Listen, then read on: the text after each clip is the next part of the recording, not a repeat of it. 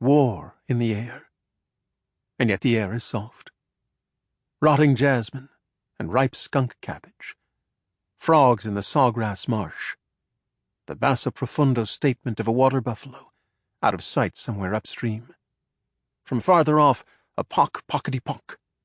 Not rain, but human hands skittering across drumheads of alligator hide. It sounds random unless you know the grammar. Just a pockety-pockety, while dawn drifts in like an afterthought. Some of the family take this in.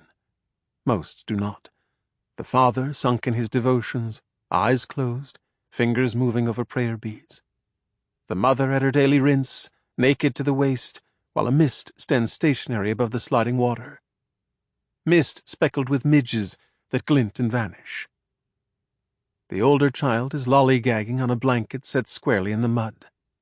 She's no baby. She can poke about when she wants.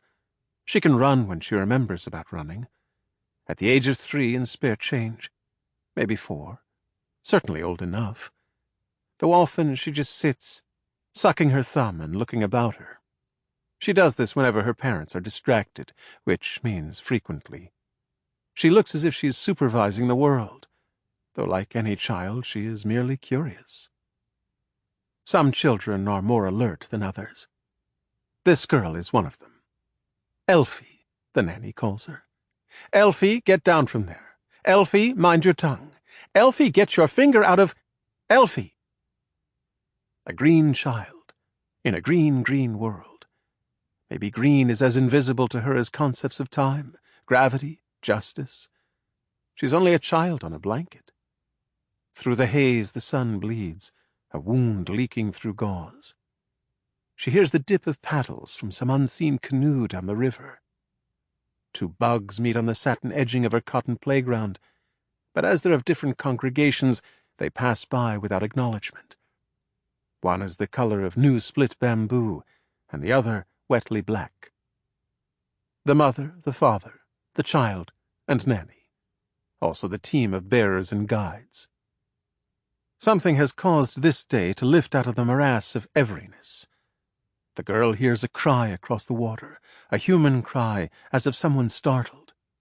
The sound of a human being set upon by some unimaginable aspect of the morning. Her father concentrates his grip on his beads and screws his eyes more tightly closed.